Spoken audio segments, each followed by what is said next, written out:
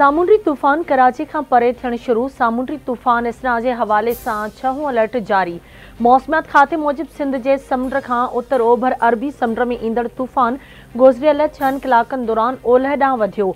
तूफ़ान जो कराची खां फ़ासिलो अटकल 200 किलोमीटर थी वियो ऐं ठटे खां 180 किलोमीटर रहिजी वियो। बलोचिस्तान जे सामुंडी इलाइक़े ओरमाड़ा खां तूफ़ान जो फ़ासिलो 250 किलोमीटर जॾहिं त ग्वादर खां 440 किलोमीटर आहे।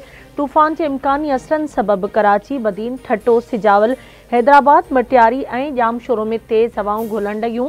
केतिरनि ई हंधनि ते वण, बिजली जा पोल ऐं साइन बोर्ड्स किरी पिया। कराची जे मुख़्तलिफ़ इलाइक़नि में बरसात जो सिलसिलो जारी।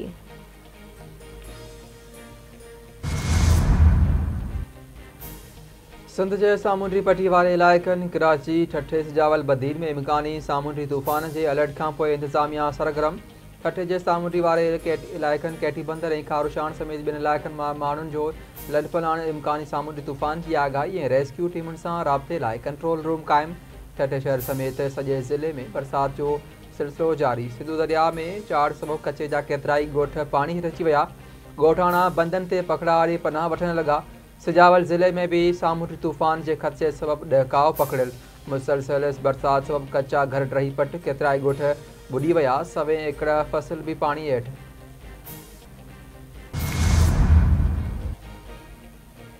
सिंध में लाॻीतो 6 ॾींहनि खां वक़्फ़े सां बरसात तबाही मचाए छॾी। केतिराई घर ड्रही पट। हेठाहीं वारनि इलाइक़नि में पाणी बीहजी वियो। नींगरी समेत वधीक ॿ फौत। मवासिलाती निज़ाम दरम बरम। कश्मीर जे ॻोठ खमीसा ख़ान मज़ारी में बरसात दौरान घर जी छित किरी पई, 1 ॼणो फौत। गुड्डू भरिसां पोरियत जे घर जी छित किरी पई, 4 वरियनि जी नींगरी सुहाना फौत। औरत ऐं 2 ॿारड़ा ज़ख़्मी। टंडो मोहम्मद खान में बरसात दौरान घरनि जूं छितियूं किरण सबबि पीरसन दबजी ज़ख़्मी।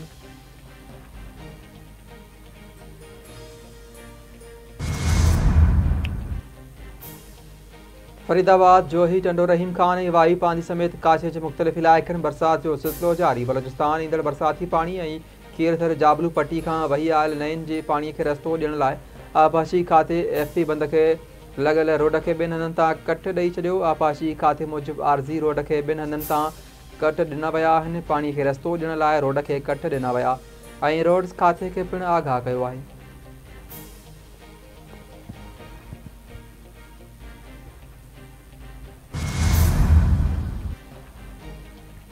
जाबलू इलाइक़नि में काछे में तेज़ बरसात खां पोइ मुख़्तलिफ़ नयनि जो पाणी मंछूर ढंढ में दाख़िल थी वियो। मंछूर में पाणी जी सतह में 116 फुट 4 इंचनि ताईं वाध अची वई। बलोचिस्तान खां ईंदड़ पाणी सबबि मंछूर में वधीक चाढ़ जो इम्कान। आपाची खाते मूजिबि रोज़ानो 5000 क्यूसेक पाणी मंछूर में छोड़ कयो पियो वञे। मंछूर में 130 फुटनि ताईं पाणी जी गुंजाइश मौजूदु आहे। ईंदड़ पाणी मां मंछूर खे को बि ख़तरो नाहे। पाणी सिंधु दरिया में छोड़ कयो वेंदो।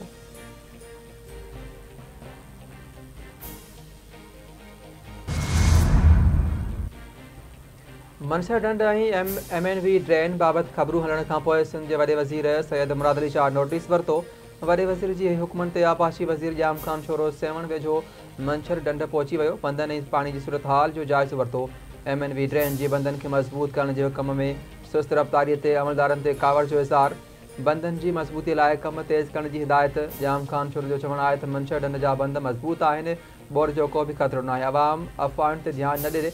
ईंदड़ कुझु ॾींहनि में सिंधु दरिया में पाणी घटि थींदो। मंछर जो पाणी सिंधुअ में छॾियो वेंदो।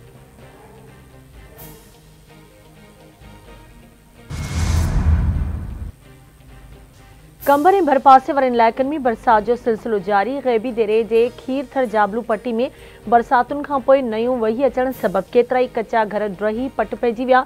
ॻोठ दीनार, बुरड़ो, शालू ऐं ढढर समेत केतिरनि ई ॻोठनि जो ग़ैबी देरे सां ज़मीनी राब्तो कटिजी वियो। पाणी ग़ैबी देरो कंबर रोड खे पाइण लॻो।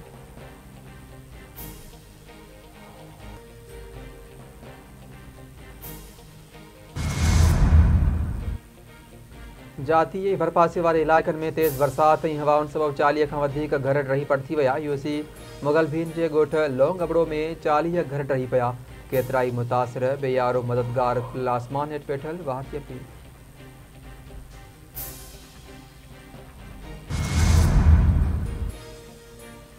मटियारी शहर समेत सॼे ज़िले में बरसात तबाही मचाए छॾी। केतिराई घर ड्रही पट पइजी विया। फसल लुढ़ी वियो। ॻोठ वली मोहम्मद अराई में बरसात सबबि घर किरी पिया। मुतासिर बेयारो मददगार वेठल, इंतजामिया वाहुर न कई।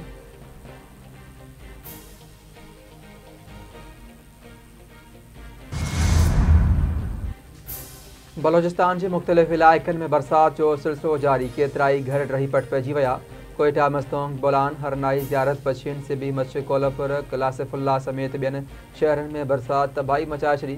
किला सैफुल्ला जे इलाइक़नि मूसाज़ई ऐं कली अख्तरज़ई में बरसात जो पानी घरनि अंदरि दाख़िल थी वियो। कोयटा जैकबाबाद रोड बोलान वारे इलाइक़े में पंजरा पुल वटि ट्रैफ़िक लाइ बंदि। कोयटा जो सरियाब वारो इलाइक़ो पाणी हेठि अची वियो।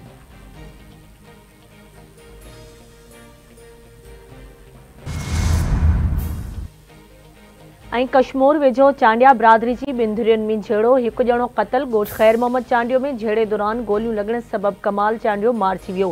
गुलशेर ज़ख़्मी। मक़तूल जे वारसनि जो जवाबदारनि जी गिरफ़्तारी लाइ इंडस हाईवे ते एहतिजाजी धरणो।